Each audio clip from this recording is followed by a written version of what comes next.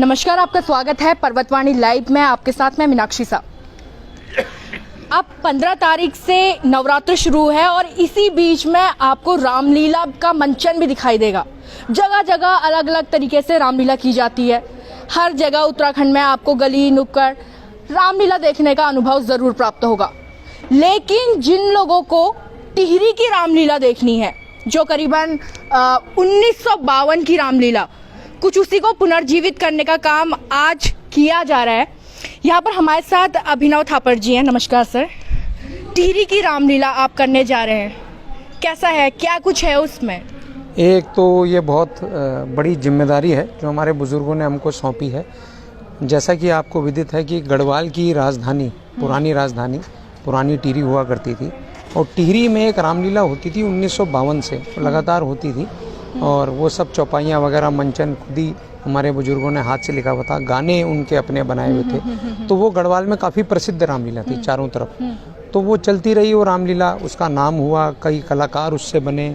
जैसे बचेंद्री पांडे जी अंकल हैं हमारे, आपने रावण खेला 1973 में, तो आपके रावण की ऐसी आवाज़ थी कि नरेंद्र नगर से आपको लोग बुलाते थे, आप नरेंद्र नगर आपने रावण खेला।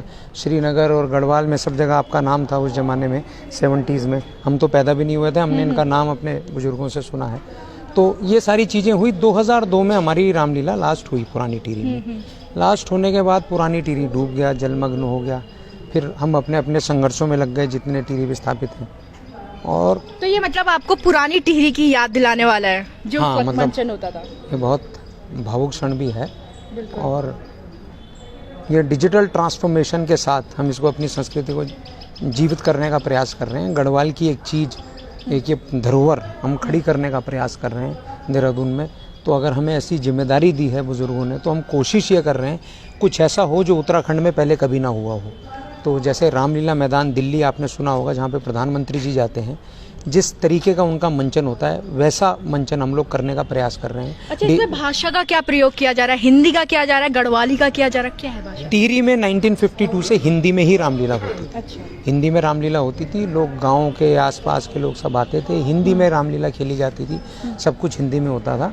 तो इसको हम इसमें डिजिटल स्क्रीन और डिजिटल वे में लोग, जैसे मैच में आप देखते हो लोग बैठे हैं, उनके लिए व्यवस्था होती है। तो जो पब्लिक बैठी होगी बीच में, उनके लिए प्लाज्मा टीवी होंगे देखने के लिए, वैसा रहेगा। कोशिश हमारी है ये सब रहेगा।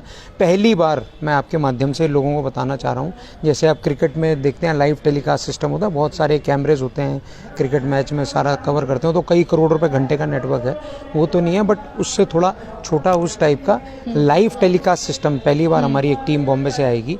उसमें लाइव ड्रोन, ऑनलाइन ड्रोन, सारी तरफ से जो दर्शक भी कवर करेगी, चेहरे भी कवर करेगी, आगे क्लोज गेस्ट भी कवर करेगी। तो अगर कोई घर से भी देख रहा होगा तो उसको ऐसी बोरियत नहीं आएगी। जैसे अभी हम फेसबुक लाइव या कुछ लगाते हैं तो एक जगह कैमरा छोड़ देते हैं, वो चलता रहता है, ऐसा लाइव नहीं होगा। वो लाइव टेलीकास्ट सिस्टम पहली बार उत्तराखंड में रामलीला में होगा, जो अभी तक मेरी समझ से उत्तराखंड में हमारी सब जगह बात भी हुई, कहीं होता नहीं है।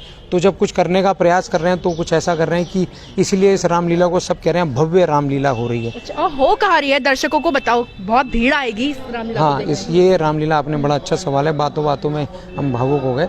तो ये रामलीला हो रही है आज़ाद मैदान, एक टिहरी नगर में है, देहरादून में, बंगाली कोठी के पास दून यूनिवर्सिटी रोड है। दून यूनिवर्सिटी रोड पे आप लगभग 100 मीटर चलेंगे, लेफ्ट में टिहरी नगर है, टिहरी विस्थापित क्षेत्र है। वहीं पे एक बड़ा सा फील्ड है, उस फील्ड का नाम आज़ाद मैदान है। तो हमारी जो रामलीला पुरानी टिहरी में होती थी वो आज़ाद मैदान में ही होती थी, पुलिस थाने के सामने। और इसका हमारा एक थीम भी है, आज़ाद मैदान से आज़ाद मैदान हमको पहुंचने में 21 साल लग गए। तो आज़ाद मैदान पर आप लोग आइए और जो नई तरीके से इन्होंने रामलीला बनाई है उसे देखने का अनुभव लीजिए। आपने देखा होगा इस वक्त बहुत सारे रंगमंच में अभी रामलीला होगी। नवरात्र का सीजन है तो 10 दिन, जब तक दशहरा होता है उस दिन तक, विजयादशमी तक रामलीला चलते रहती है। अब उसमें सबसे एक महत्वपूर्ण किरदार होता है जिसका नाम है रावण। तो हम रावण जी के पास भी चलते हैं। इन्होंने रावण का किरदार किया था, लेकिन फिलहाल ये दशरथ का किरदार कर रहे हैं। मैं लेकिन रावण के किरदार में आपसे कुछ सुनना जरूर चाहूंगी क्योंकि उसकी मांग बहुत है। जरा कुछ हो जाए रावण जी। आप क्या सुनना चाहते हैं? कुछ भी सुना दीजिए जो आपको सबसे ज्यादा पसंद आए। डायलॉग में दूं जगह? बिल्कुल बिल्कुल। गाना सुना दे छोटा सा। हाँ जी बिल्कुल, गाना सुना दीजिए। समझ समझ तू राज दुलारी, समझ समझ तू राज दुलारी, तेरे दरस को मैं आया यारी। 20 भुजा मामा हूँ 10 सिकंदर, 20 भुजा मामा हूँ 10 सिकंदर, देखी डरे सब सकल धुरंधर, तेरे पति ने सुध बिसराई, अब नहीं तेरी खोज कराई। रोवत रोवत क्यों तू हारी, रोवत रोवत क्यों तू हारी, तेरे दरस को मैं आया यारी। बहुत खूब, बहुत खूब। और कहते हैं ना कि कलाकार जब अपनी कलाकार प्रस्तुति दे रहा होता है तो सब भूल जाता है। मुझे लगता है वो ऐसे रोल में चले गए कि उन्होंने मेरा माइक कब खींच लिया उन्हें पता ही नहीं चला। और फिर 50 साल बाद ये वापस दशरथ के रोल में अब आ पा रहे हैं। कैसा है ये सारा अनुभव? कैसा आपने राम का रोल किया, रावण का रोल किया, अब दशरथ का रोल कर रहे हैं? मैं इस समय दोबारा इस रोल में, मतलब दशरथ के रोल में आके अपने को बहुत भाग्यशाली समझता हूँ। हाँ। बहुत बड़ी इच्छा पूरी हुई 50 साल के बाद। भावुक भी हो रहे हैं आप? भावुक भी हो रहे हैं? हाँ, क्योंकि मुझे इन बच्चों ने बुलाया कि आपको ये लड़का है, इन्होंने कहा मुझे आपको अंकल नरेश वो दशरथ बनना है, आप 10 का रोल करेंगे। तो मैंने भगवान राम से प्रार्थना की, प्रभु दशरथ जी 75 साल की उम्र में चौथी अवस्था में उनके पुत्र हुए थे, चलो मैं 73 साल का तो हो ही गया हूँ, तो दशरथ के मैं फिट बैठता हूँ, दशरथ के मैं फिट बैठता हूँ। और बहुत ही मैं उत्साहित हूँ कि मुझे ये रोल इन लोगों ने दिया है, मुझे इस काबिल समझा है कि 50 साल के बाद पुनः मुझे आज स्टेज में उतरने का, मंच उतरने का मौका मिला। इसके लिए मैं सब रामलीला कमेटी का, थापर हुए, पंत जी हुए, नरेश हुए, सबका शुक्रगुजार हूँ जो मुझे याद करता है। जी, बहुत बहुत बधाई आपको। और बहुत बढ़िया किरदार करेंगे आप, क्योंकि आप खुद वैसे भावुक हो गए हैं। एक कलाकार बेहद मासूम होता है, ये तो आप लोगों ने भी सुना होगा। अच्छा, मैम से यहाँ पर जानती हूँ, अमूमन जैसे हम रामलीला देखते हैं, मेरे वहाँ की खुद की रामलीला जो हमने अपने घर पे देखी है, बागेश्वर में बात कर रही हूँ, वहाँ लड़कियों का रोल लड़के करते हैं। सीता मैया आज तक लड़के ही बनी, अब उसे हे माता कहें या हे पिता कहें समझ नहीं आता। यहाँ कैसे होगा? आप लोगों ने जैसे बात करी कि हम लोग टेक्नोलॉजी को लेके आ रहे हैं, टेक्नोलॉजी तो झट से पकड़ लेगी कि लड़का है लड़की है। सबसे पहले मैं पर्वतवाणी न्यूज़ का हार्दिक आभार करती हूँ कि आप लोग अपने चैनल के माध्यम से हमारी जो भावनाएं हैं, हमारे आवाज़ को, या हमारे जो ऐतिहासिक रामलीला होने जा रही है उसको जनता तक पहुँचा रहे हैं। और आजकल की जो पीढ़ी मैं देखती हूँ अपने बच्चों को, वो टीवी में व्यस्त हैं, वो मोबाइल में व्यस्त हैं, उन्हें पता ही नहीं हमारी ऐतिहासिक धरोहर क्या थी। और मैं 13 साल की थी जब मैंने लास्ट रामलीला देखी थी अपने घर गांव में, और वो चौपाइयाँ जब मैंने सुनी थी वो मैं आज उनको गा के और मंचन करूँगी। अच्छा। जैसे अंकल जी ने कहा कि इतने साल आप भी मंचन करेंगी? मैं भी कर रही हूँ। अच्छा, क्या रोल है आपका? मेरा सुलोचना का है और कौशल्या का है, 2 रोल मैं कर रही हूँ। तो वो चौपाइयाँ जो मैंने बचपन में सुनी थी, आज जब मैं गा रही हूँ तो सब मेरी सराहना करते हैं कि आप बहुत अच्छा गाते हैं। हो सकता है वो जो मैंने सुना था और आज मैं जो गा रही हूँ वो तब का सुना हुआ आज वो रस मेरे अंदर है और मैं सबको दे पा रही हूँ।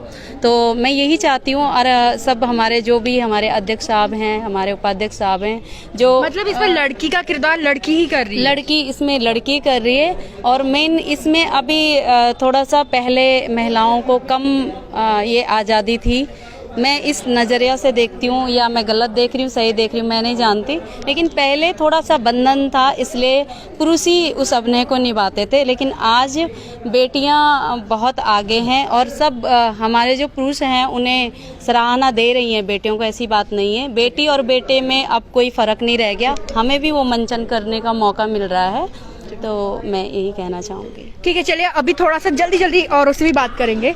अच्छा, अभी रिसेंट एक मूवी आई आदि पुरुष, जिसने रामायण के नाम पे हमें कुछ ऐसा दिखाया जो हमारी कल्पनाओं से भी परे था। तो आधुनिकता के नाम पे अभी आप लोग रामायण कर रहे हैं, तो ये सवाल बनता है कि आधुनिकता के नाम पे इस तरीके से जो रामायण पेश की जा रही है, लोग पर क्या फर्क पड़ रहा होगा उसका? देखिए, स्वाभाविक सी बात है, अगर आधुनिकता में अश्लीलता परोसी जाएगी तो स्वाभाविक बात है कि सभी पे गलत असर पड़ेगा, बच्चों पे गलत असर पड़ेगा, देखने वालों पे गलत असर पड़ेगा। लेकिन मैं आदि पुरुष को हटाकर बात करता हूँ, हम अपनी रामलीला की बात कर लेते हैं, क्योंकि हमारी रामलीला में जो आधुनिकता है वो रामलीला की जो काव्य पाठ है उसको लेकर आधुनिकता नहीं है, वो बिल्कुल वैसा ही है जैसे 1952 में हुआ करता था। आधुनिकता के नाम पे हमने तकनीकी का प्रयोग किया है और तकनीकी को हम पूरी तरीके, हमारा तकनीकी को प्रयोग करने का मकसद ये है, उद्देश्य ये है कि हमारी ये टीरी की रामलीला घर घर तक पहुंचनी चाहिए, बच्चों बच्चों तक पहुंचनी चाहिए। मतलब रामायण में कोई परिवर्तन नहीं किया गया? नहीं, उनके काव्य पाठ में, उसकी स्क्रिप्ट में कोई परिवर्तन नहीं है, वो बिल्कुल पुरानी रामलीला है और उसको करने का, उसको दिखाने का तरीका जो है वो हमने तकनीकी के रूप में हमने उसको अडॉप्ट किया है। चले, यहाँ पर बहुत अच्छी बात इन लोगों ने कही है कि आधुनिक रामायण होगी, लेकिन जो तकनीकी चीज है उनके द्वारा, ना कि उनके काव्य पाठ पे छेड़छाड़ की जाएगी, जैसे हमने कुछ पिक्चरों में देखा था या किसी अन्य चीजों में देखा था। तो आप लोग भी आए, एड्रेस बता दिया है, आजाद मैदान पे, बंगाली कोठी के पास पे ही पड़ेगा, एड्रेस पूछ लीजिएगा। देहरादून पे आप आए और टिहरी नगर पे आपको ये सारा जो रामायण मंचन है वो देखने को मिलेगा। तो उम्मीद है रामायण मंचन में आप लोग भी आएंगे, अपनी सहभागिता निभाएंगे और आप अपने धर्म के बारे में कुछ थोड़ा बहुत जानेंगे। तब तक बने रहिए पर्वतवाणी लाइव के साथ।